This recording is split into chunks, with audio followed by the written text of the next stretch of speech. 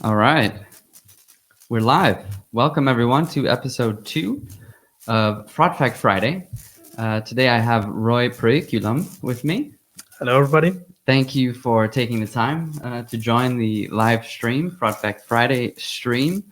We're going to be talking about machine learning, and Roy is currently working as a consultant in the field of fraud and financial crime prevention and detection. So, again, machine learning is our main topic, but before we jump in, I'm going to let people have some time to join.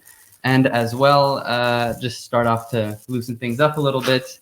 I'm going to do what I'm going to call the Fraud Fact Friday Fast Facts. And this is something I did when I was podcasting with my guests, kind of helps loosen up. I'll give you a chance to introduce yourself officially, but we're going to start with 5 questions. Yeah, and we're going to do 30 seconds. And you have to answer them within 30 seconds. They're either or questions. Okay. You got it? Yeah. Okay. So the time, I think actually if I show it, people can see it. We're going to start the 30 seconds right now. See it? Yeah. Books or movies? Movies. Fruits or vegetables? Fruits. If you could time travel, future or past? Future. Apple Pay or cash? Apple Pay. Coffee or tea? Coffee. Definitely coffee. Coffee. Okay. Well, that was easy. 12 seconds to spare. So coffee, how many cups are you drinking a day? I think a bit more than 6. That's not too okay, bad. right? So Apple Pay or cash? So you not carrying much cash. I guess that's good. Yeah. Although living in Germany, I'm I think one of the ones who are still trying to use digital payments. Okay. All right. So Roy, thank you again. You're battling a cold, so if Roy's voice cuts in and out, I apologize. I hope you feel better soon. Thank you, nevertheless, for joining. And if worse comes to worse, you can tell me about machine learning using face gestures or hand motions. Some robot. Yeah, whatever. So, can you please tell the viewers about yourself and maybe your road to how you got involved in this financial crime fighting space? Yeah, of course. So basically, in the beginning, I was focusing on data analysis and more in the area of business intelligence. So how to get information out of given data, visualize these, showing the most relevant KPIs on dashboards and so on. And but I think 10 years ago, I had the opportunity to join as a consultant, assisting financial institutions to implement risk prevention solutions and also to help rule writers analyzing data to find a new kind of modus operandi in the data to help them where to look at and so on. And this was, I think, I can state similar to other people who are working in the fraud fighting environment. If you once are there, this is such an interesting space. So it just got me. So stayed there. So, cool. All right. Just for the record, if I'm looking down, I'm checking to see if we've got comments coming in. It's not like I'm ignoring you or anything. I'm trying to follow along here on the phone where there's a 10-second delay. Last time I had some trouble with the comments, and maybe for some of the viewers, you can talk about where you're viewing from, and if you have any questions, we will try to address them. I'm hoping they'll pop up here on my phone. But I would say let's get started with our main talking point, which is machine learning. And at a high level, so disregarding fraud fighting for a second, AI and machine learning have been around for a very long time. And there's just a current hype around this topic. I remember seeing from 2019 now the hype curve, I think it's from Gartner, the hype curve about machine learning and artificial intelligence. And right now, I think we peaked with the hype, and people are kind of realizing, oh, maybe it's not the cure-all. So why is it, though, being so talked about right now?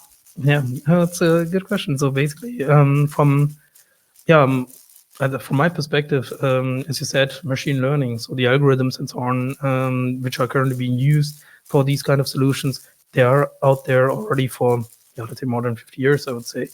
And the reason I think why this is now, let's say, a topic and not at that times, is like at that times it was just not accessible to everybody. So it was more seen as a scientific topic, where I think people in universities and so on just focused on how to make use of this. And I think the most relevant ingredients in order to, let's say, unleash the full potential of machine learning applications were missing.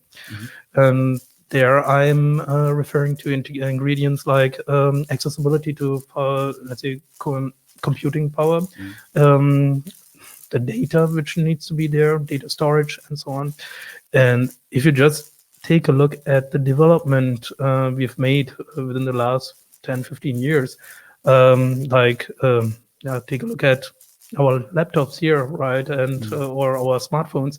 These devices have got more computing power than, let's say, supercomputers at the time. And now everything is there. The computing power, data, software solutions, which really enables analysts to make use of machine learning algorithms in an easy manner. And with this, you can also see that more and more applications are entering the market, where I would say nearly everybody of us currently, let's say, having interactions with machine learning applications each day. And there, I'm not only talking about those ones who have got a Alexa at home or something like this, but also like what I think everybody of us using as a text messaging. I think 10 years ago, when the phone providers introduced T9 word recognition, everybody was like, "Oh wow, that's cool." But today, I somehow see that people just don't even realize that it got even further. So we are typing a text, and what I like very much is my phone already learned what kind of sentences I typically are typing, and so on. It's already predicting what is the next word. And these are things where also these kind of solutions are being used. Okay, I think these autocorrect texts have also gotten some people into trouble in the past. It doesn't always work, but yeah, we've used artificial intelligence and machine learning as terms now. I think a lot of times they get mixed up or interchanged. How would you describe the difference or classify those terms? Yeah, I think also when today, when we take a look at the whole hype around AI and so on, and when people also approach me like, hey, how can we use AI in the area of fraud prevention, risk management? Typically, they also are more looking for machine learning kind of approaches and so on. And to put it, I think very simply, you could say machine learning is a part of the whole concept of AI. Yeah. And with AI, you need to see. So artificial intelligence you can describe as the concept of a machine being able to mimic human behavior. And if you then think about it, what does a machine need in order to, let's say, copy a human, so to speak? A machine needs to be able to represent the knowledge it has. And this also not only in hard kind of, this is, let's say, hard barriers like this is true, this is false, and so on. Needs to be able to represent knowledge and also take decisions in the way we humans are taking decisions, meaning in a fuzzy manner. For us, it's not always white and black. There's also something grayish in between. So with the use of fuzzy logic technology, machines can, for instance, also do these kind of things. Then, of course, there are the parts where, although we learned a lot, sometimes there are new kind of things occurring, and then we have the ability to take a look at this and solve this. So problem solving is also one of the areas which is also part of AI. The next part, I think also next to machine learning, also a very prominent part, is the part of perceiving and acting. Meaning this is the part where it comes to, let's say, the fields like computer vision, so facial recognition, or self-driving cars, like today, also a very hot topic, I would say. The other part is language processing, so like personal assistants like Siri, Alexa, and so on. And of course, the part which everybody thinks about when it's about AI and also machine learning, robots. Robotics. And I said, and then there is the other really important subpart of machine learning. So that the machine needs to be able to learn new aspects out of given data. So it's not only what somebody programmed into the software, but the software, the application needs to adapt itself with the things which learns from new data which is being processed. So like we also are doing, like in school, we get told this is correct, this is wrong, and so on. In real life, we see, okay, we need to work with much more data in order to adapt a bit. Okay, good. So coming back to our fraud detection topic, a recent study, and I'm going to throw some statistics at you, a recent study conducted by the Association of Certified Fraud Examiners found that only about 13% of organizations currently use AI and machine learning to detect and deter fraud. So we just heard that it's everywhere.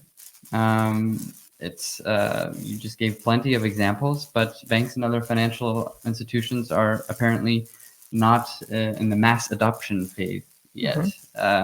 What would you say to financial institutions to encourage more to jump on the train or maybe just describe some of the benefits of using machine learning for detecting fraud? Yeah, I think that's the part where I would strongly encourage financial institutions to take a look at this technology also in the risk and fraud prevention area is that taking a look at the, let's say, payments ecosystem. If we take just and look back 2 years ago, so the payment ecosystem is in a rapid changing process. So especially here in Europe, when we take a look at the new regulations, so the new payment service directive, which has been has been publicated, or I don't know how to say it. The thing is that with this, the market also has been opened for new kind of players. So it is not so new kind of fintechs offering new kind of services, new kind of payment services, really also addressing the needs of us customers, like making payments easy, more user friendly, and so on. So there are many kind of players now entering the market who are then also making use of the banking networks in order to let's say make these kind of solutions work. And this means on the other part, for the bank, that they have to, in terms of a risk prevention and fraud prevention part, need to now monitor also not only their own channels, but also payments coming in from different kind of other channels. Just if you see like from an attack vector, of course, with each kind of new service, each kind of new, let's say, payment service provider who is connected to the bank has got the possibility to trigger transactions on behalf of the customer of the bank. These are all kind of things which need to be monitored. And if I now take a look back, as I said, 10 years ago when I started working with rule writers, at the time focusing more on the credit card area and so on, there it was already, let's say, a challenge to take a look at a huge amount of data in order to see, okay, this and this is the fraud kind of pattern, this is what happened. Then some years later, when let's say more and more people were using internet banking, mobile banking, and so on, it was like how to combine these channels in order to create a holistic view upon the customer, to see, okay, is this still fitting the user behavior of the customer in order to see, let's say, anomalies from Trojan attacks and so on. And now if you think about even more payment methods are coming in, like Apple Pay, Samsung Pay, or let's say also Fitbit Pay, Garmin Pay, and so on. So there's much more to come. And now put yourself into the shoes of the risk analyst who then says, okay, now I need to combine all these kind of data, because the data is now there. We can also process the data, but it's still somebody who needs to take a look at the data to say, okay, this is the thing which needs to be done. And there machine learning can help. And this is something where with machine learning, the analyst can be supported in order to see, okay, this is the area I should focus upon. This is the anomaly which I should then also take a look into. And also with different kind of machine learning approaches, we have the possibility to create models which then also automatically does this, so that getting a bit workload off from the risk manager. Okay, different machine learning approaches, I think, is the key to the next part of my question. I was looking for some concrete examples, but before we get into that, I just wanted to say, okay, we've got some confirmation that it's working. We're 15 minutes in, so good thing. But hi to Stanley and Lars and Savant and Dallas. Thank you for joining. And a question came in. Really quick, let's see. Can't click on see more, so we'll have to go to my question. That's the nice thing about being the moderator. We'll see if I can get that question opened up some more. But so can you provide some concrete examples of how machine learning can detect fraud? So meaning talked about different methods. Okay, yeah.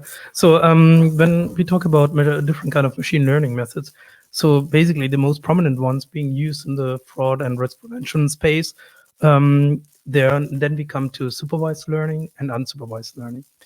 And let me start with the one for, let's say, where we make use of in the fraud prevention area.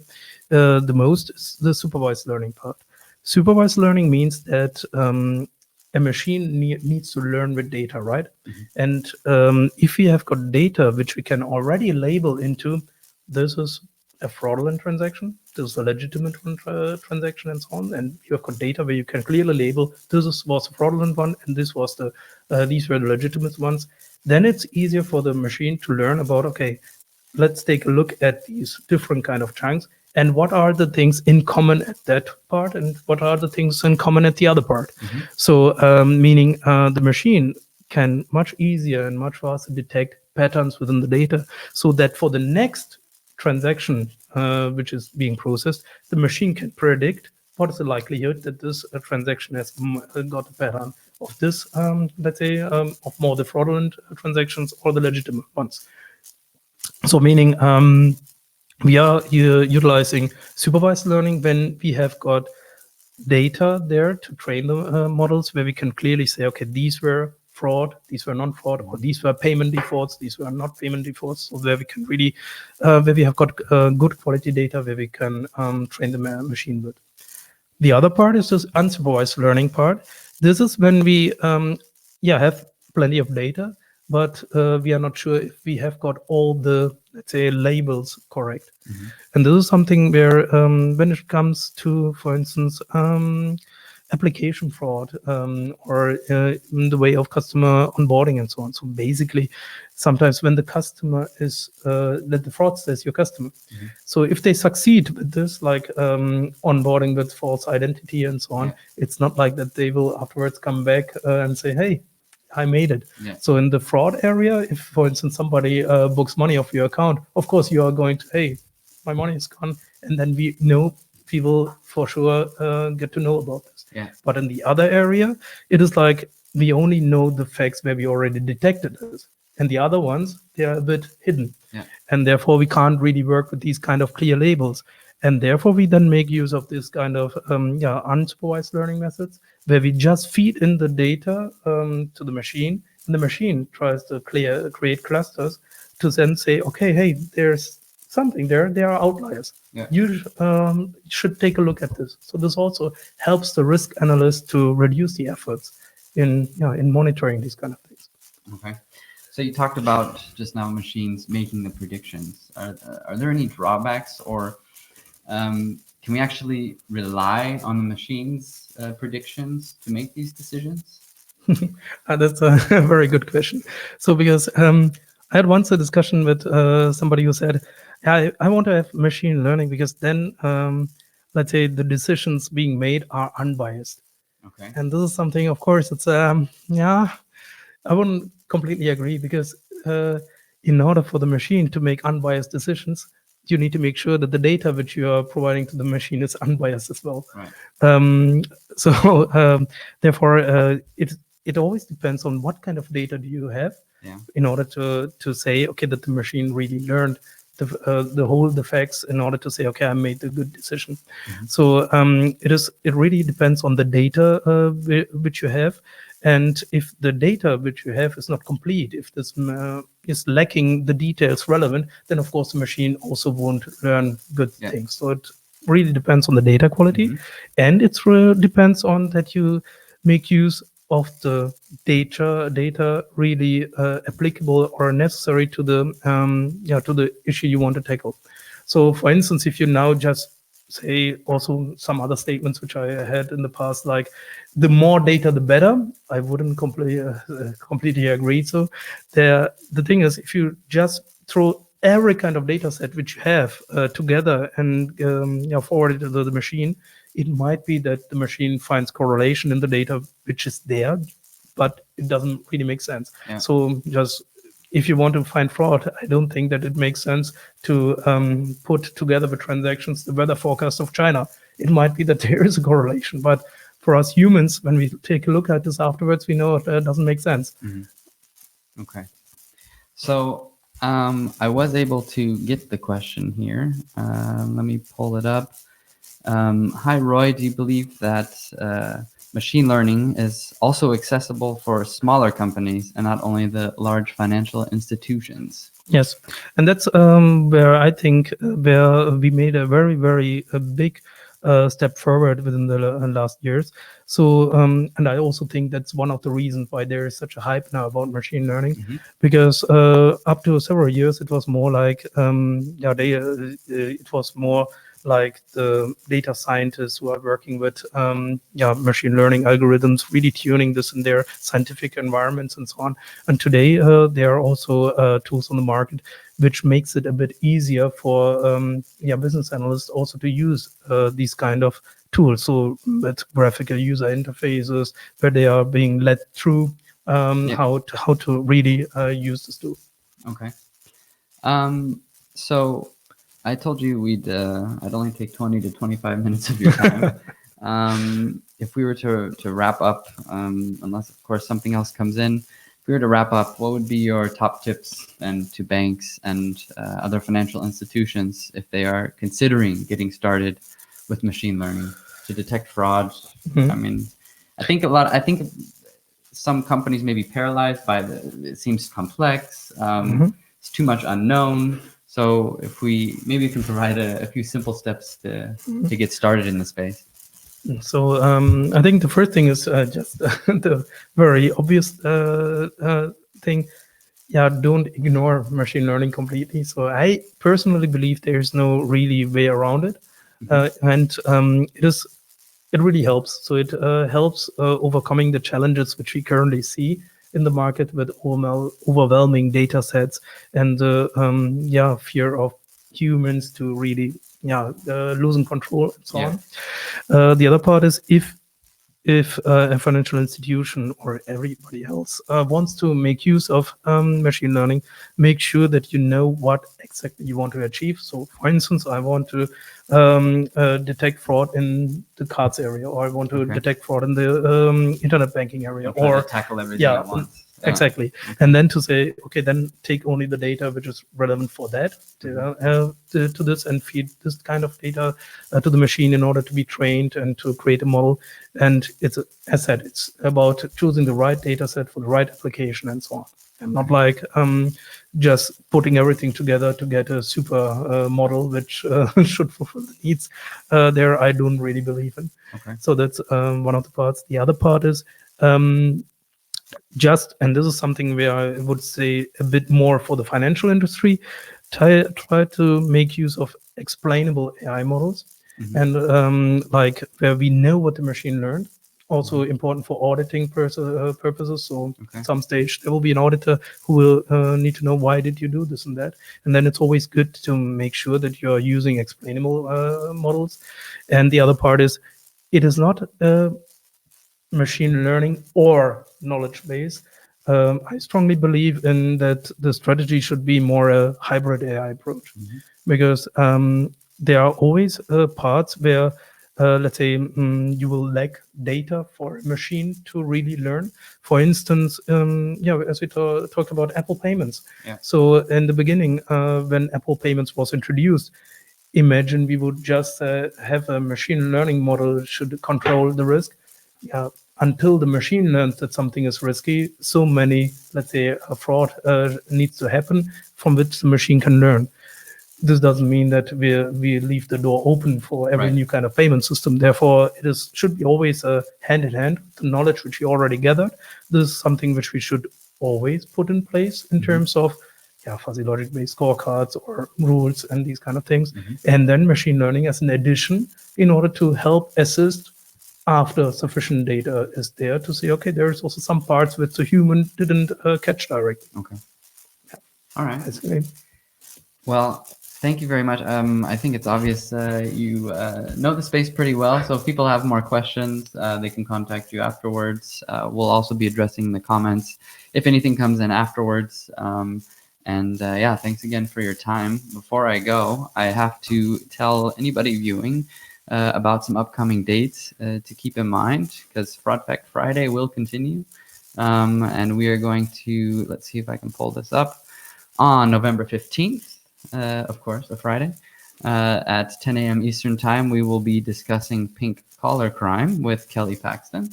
And on December 6th, we will be discussing different aspects of fraud and getting into a little bit about cybersecurity with Matt Christensen, well known for his Fraud Not Frog hashtag and name. So I think this Fraud Fact Friday series is moving along nicely, and I thank you for helping get the word out. And again, if anyone has any questions for Roy, he's happy to address them on LinkedIn afterwards.